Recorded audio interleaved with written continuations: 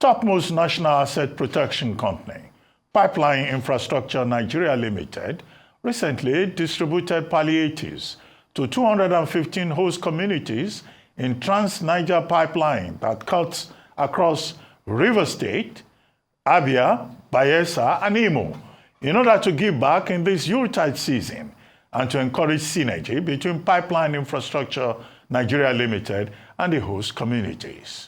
Joining us on this show this morning to talk about using CSR, corporate social responsibility, and other initiatives to curb pipeline vandalism is Ms. Deborah Okunbo, CEO, Learn and Leadwise Resources Limited, the lead consultant on CSR to Pipeline Infrastructure Nigeria Limited. Good morning, Ms. Okunbo. Good morning. Thank you for joining us. Thank you. Quickly, what's the relationship between Pipeline Infrastructure Nigeria Limited and your own outfit, Learn and Leadwise Resources Limited? If you could explain that to us. So we're consultants to them on the project.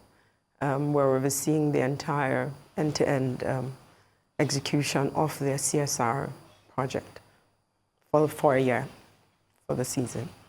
When you say consultant, what are the details?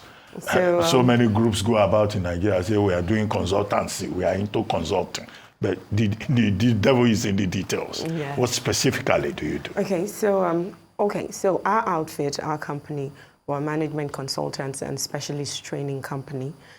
So what we do is we customize our solutions to meet the client's needs. Sometime in 2022, PINL, reached out to us. After much discussions, they wanted us to organize skills acquisitions for their host communities. And we launched out and headed out into the communities to find out from their leaders. So we met with traditional rulers, CDC, that's community development chairman, women leaders, youth leaders, to find out what the needs of the communities are. And we came back with a list of, things they've requested for. So that was when the whole program now kick-started, and then we began working on possible solutions to those issues that had been raised in the various communities, looking for ways to merge and, synergize what each or different communities or groups of communities had requested for. And then gave a recommendation, wrote a report, gave the recommendation back to the organizations to make their decisions on how they would want to proceed. And then we came up with what we're rolling out with the palliatives today. All right, so tell us a little bit more about those initiatives. The Pipeline Infrastructure Nigeria Limited, of course, came up with that initiative of a food bank to the 215 host communities. Can you give us a little bit more insight into what that looks like? So at the beginning of the project, it was meant to start off with a medical outreach, but because of the current situation of the country, Pipeline Infrastructure thought it was wise to ameliorate the situation, current economic situation we're facing right now, especially among the host communities, which led them to vandalizing pipelines, illegal bunkering and pole fire. And they thought, what, if we provide some form of palliatives to the people, it would deter them from going to the pipelines to vandalize the pipelines. So they came up with it, and we decided to run. So we got vendors, went out shopping, buying all the raw grains, rice, beans, gari, vegetable oils, mattresses for flood-affected areas, blankets as well. So relief materials for those who had been recently affected by flood, about 89 of them, of those communities. And yes, and that was how we Fantastic. Okay, I get that. Pipeline Infrastructure Nigeria Limited cares. I saw that on the screen, and I think that's a good line. But pipeline vandalism and oil theft, there are two major threats against increased oil production, sabotaging our economy. Now, in what ways do you think that the Nigerian government can collaborate with the private sector to address this problem? And what is pipeline infrastructure doing specifically about pipeline vandalism and crude oil theft beyond, helping the host communities?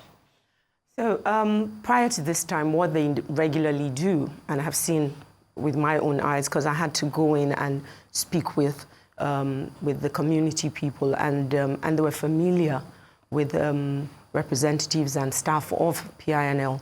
They go in, they sit with the community leaders, and they discuss with them on why the pipeline ought to be protected. Now, what PINL has done is employ the youth in those communities to ensure that the pipelines are protected. So they're engaging them to ensure that these things happen. They also go a step further to get their community contractors, because they have community contractors who they, put in charge of groups of communities, maybe communities in very close proximity. They group them together and, put them in charge of them. They've engaged stakeholders at different levels, up to the extent local government chairmen. They work with them to ensure that these pipelines are protected. Now, for government and other organizations, I think it's partnering with those communities to ensure that, they know the value the pipelines bring to the economy and to the nation at large, and also, alleviating and providing solutions, preferring solutions to the existing problems in those communities. So I think those are the steps, some of the steps that can be taken. Of course, and we know that the communities are a big part of this. You spoke about educating, especially the young people, to understand the benefits. But there's also the Whistleblowers initiatives by the Pipeline Infrastructure Nigeria Limited. You see something, you say something. Is it actually paying off to curb oil theft? Are people willing to blow the whistle on their own community members in most cases? Well, the pipeline, the whistleblower campaign came up as a result of, feedbacks that had been received from various quarters, and it's actually yielding results. A lot of, or some, should I say, some of the community members, when they do see something. So the slogan for the campaign is, if you see something, you say something, and most community members, some of them, understand the importance of ensuring that things are done properly. It's not everyone, it's just like a 1%, that do go out to ensure that the pipelines are vandalized. And then they also know that this vandalism has led to the degradation of their environment, whereby they can't farm like they used to, they can't fish like they used to. And that's where the training came in, to give them other means of livelihood, to introduce them to other ways they can earn a living without breaking the pipelines. So the whistleblower campaign is gaining grounds, and it's actually, achieving a lot. Some arrests and, detentions that have been done have been out of the whistleblower campaigns, where, people in the community see something and then they actually do report to the numbers that they were given during the campaigns. And then there's a follow-up done, and PINL reports to the necessary authorities and the police and all of that, and they swing into action to take further steps on those cases. Okay, some companies start laudable projects, but the main challenge is sustaining those projects. Now, this palliative distribution, CSR, is it a one-time thing, or how do you intend to sustain the initiative? So we have a program that we suggested to PINL, and that program is to run for about 12 months. We're starting off with the distribution of palliatives, and then we'll go on to medical outreach sometime in this first quarter of this year. And then from there, we start 7 to 9 month long skills acquisition program, taking various members of 1,000 actually, let me be specific, 1,000 community members on 12 different skills acquisition courses. So from the services to the technical, and also to various types of farming they can do on what's left of their land. Yes. Fantastic. It sounds like, there's some great initiatives, great work being done. But lastly, before you go, what's your message to the host communities and to the government and, of course, your company in making sure that CSR projects make a meaningful impact in our society? The truth be told, I think it's about partnering with the communities.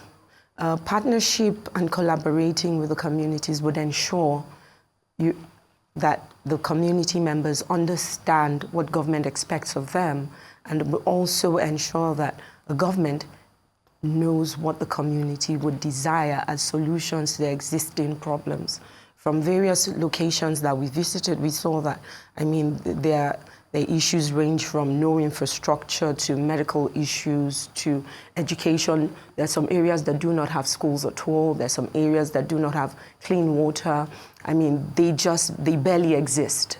So, if private organizations and the government can collaborate with the communities to ameliorate those situations, then there'll be less problems with illegal bunkering and pipeline vandalism. All right, thank you so much, Deborah Okunbo of the Pipeline Infrastructure Nigeria. Well, you're representing your company, yeah. Learn and Leadwise. Thank you so much, and I wish you all the best with these initiatives, and we hope to see them translating into that increased oil output that we all need so desperately for our economy to function. Thank you so much. Thank you.